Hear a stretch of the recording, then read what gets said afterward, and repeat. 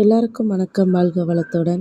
இன்னைக்கு நம்ம எங்கே வந்திருக்கோம்னு பார்த்தீங்கன்னா, நம்ம முருகனை பார்க்க தான். நான் தான் சொல்லியிருந்தோம்ல, சூரசம்ஹாரம் பார்க்க போகிறோம் அப்படின்ட்டு. கோபுரத்தை ஃபோட்டோ எடுக்கலன்னா எப்படி அப்படின்ட்டு ஃபோட்டோ எடுத்தாச்சு. இது கூட்டம் கொஞ்சம் பரவாயில்ல. ஏன்னா நாங்கள் இந்த வீடியோ எடுக்கச்சில வந்து ஒரு 12:30 இருக்கும். அவ்வளோதான் இருக்கும். அப்புறம் நேராக நேராக நல்ல கூட்டம் ஏற ஆரம்பிச்சுட்டு, அப்படியே கருடனும் நல்ல வட்டம் போட ஆரம்பிச்சிட்டாரு. அப்படி நம்ம அசுரன் தலையாட்டிக்கிட்டே வராரு. என்ன அழகா வராரு பாருங்க. ரொம்ப பக்கத்துல இருந்து பார்த்தேங்க இந்த சூரசம்ஹாரத்தை. ஆனால் கூட்டம் தான் கொஞ்சம் அதிகம். இருந்தாலும் நம்ம பார்ப்போம் அப்படின்ட்டு பார்த்தாச்சு. ரொம்ப சந்தோஷமாக இருந்துச்சு. அதுக்கப்புறம் அப்படியே வேல் வேல் வர ஆரம்பிச்சிச்சு. 6 வேலும் அப்படியே என் பக்கத்தில் ரொம்ப நேரம் எதுக்கு நின்னாங்கன்னே தெரியாது. ஆனால் ரொம்ப நேரம் நின்றுச்சு. அப்புறமே வேலை பார்த்து பார்த்து நல்லா கும்பிட்டாச்சு. எல்லாருக்கும் முருகன் அருள் கிடைக்கணும்னு நினச்சி எல்லாருக்காண்டியும் வேண்டி கும்பிட்டாச்சு.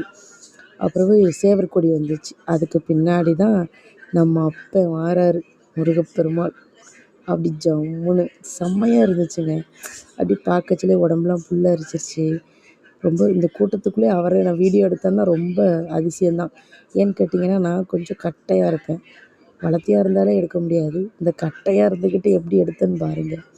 அதனால தான் அது சூரசம்ஹாரம் நடக்கிறத என்னால் எடுக்க முடியல. அந்த கூட்டத்துக்குள்ளே செல்லை வச்சுட்டு எடுக்க முடியல.